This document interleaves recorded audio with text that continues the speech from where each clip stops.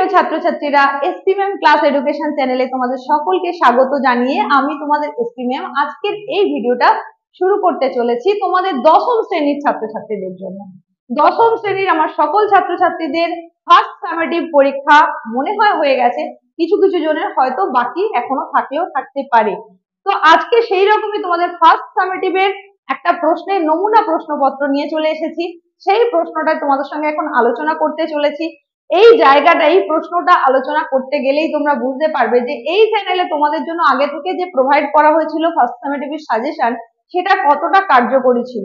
আর এই জায়গায় তোমাদের আরেকটা কথা বলি, তোমাদের যে ফার্স্ট সামেটিভের সাজেশন সেটা কিন্তু শুধুমাত্রই সামেটিভ পরীক্ষা হিসেবে নয়, তোমাদের কিন্তু বোর্ডের পরীক্ষার ওপর লক্ষ্য রেখেই সেই অনুযায়ী তোমাদের জন্য এই সাজেশনটা করা হয়েছে।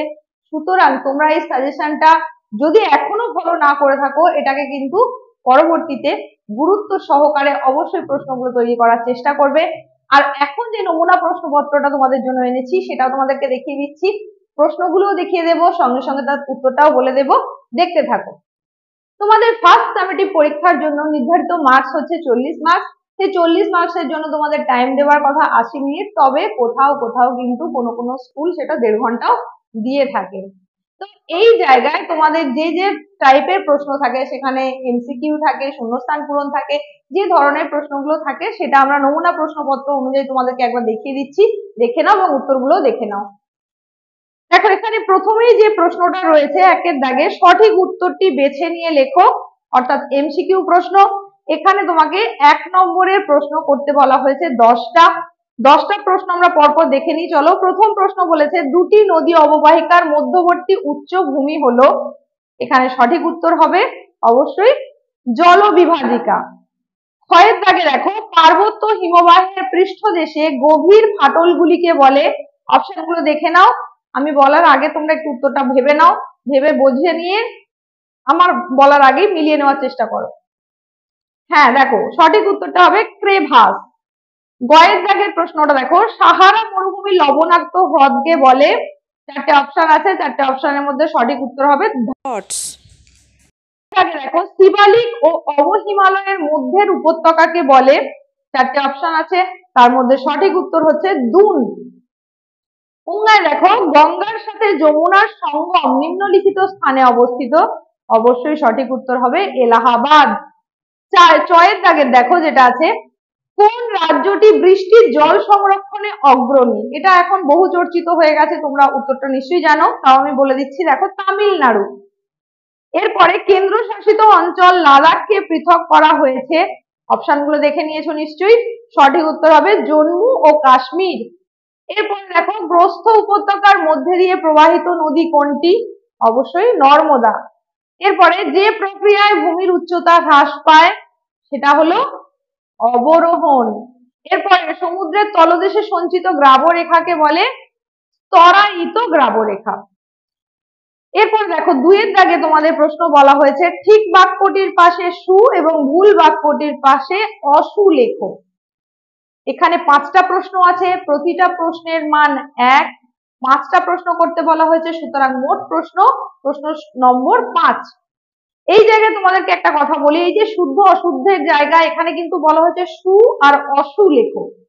এই জায়গায় কিন্তু তোমাদেরকে যেটা করতে বলা হবে সেটাই করবে।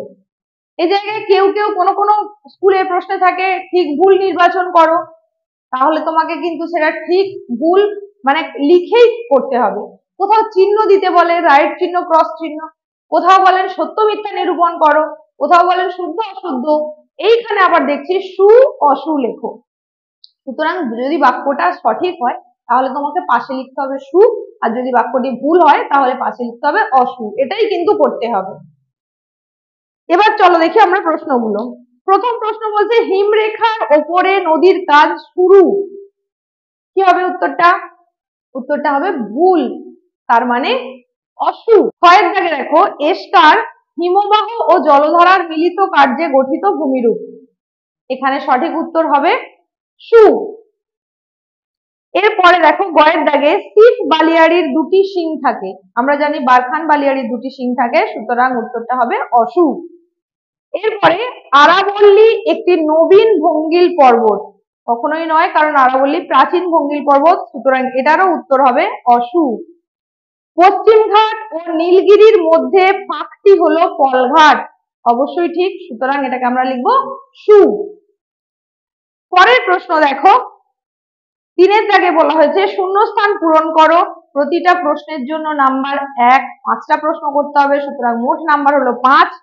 কয়ের দাগে বলা হয়েছে ড্যাশ রাজ্যে সর্বাধিক বন্যা হয়, ড্যাশ রাজ্যে ভারতের সর্বাধিক বন্যা হয়। ক্ষয়ের দাগে বলা হয়েছে অরুণাচলে ব্রহ্মপুত্র ড্যাশ নামে পরিচিত। গয়ে বলা হয়েছে ফানেল আকৃতির চওড়া নদীর মোহনাকে ড্যাশ বলে। ঘয়ে বলা হয়েছে ক্ষয়সীমা ধারণার প্রবর্তক হলেন ড্যাশ। অঙ্গায় বলা হয়েছে দুটি কড়ির মধ্যবর্তী অংশকে ড্যাশ বলে। এরপরে 4-এর দাগে দেখো বলা আছে সংক্ষিপ্ত উত্তর দাও, সেক্ষেত্রে প্রতিটা প্রশ্নের মান 2, 5টা প্রশ্ন করতে হবে, সুতরাং মোট নাম্বার 10। প্রথমেই বলা হয়েছে অগ্নিভবন কাকে বলে। ক্ষয়ের দাগে বলা হয়েছে গ্রেট গ্রিন ওয়াল বলতে কি বোঝো। গয়ে বলা হয়েছে বৃষ্টির জল সংরক্ষণের দুটি উদ্দেশ্য কি কি। ঘয়ে বলা হয়েছে মরুস্থলী কি।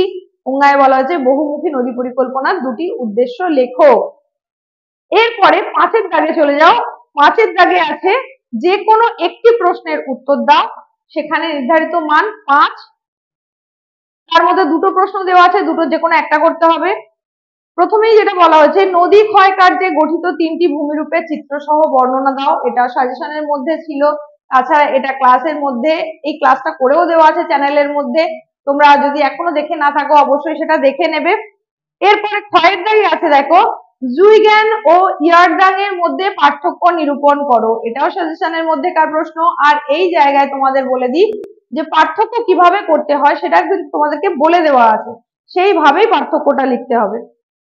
6-এর দাগে চলে এসো, এখানেও একটা মাত্র প্রশ্ন করতে হবে, তার জন্য নির্ধারিত মান 5।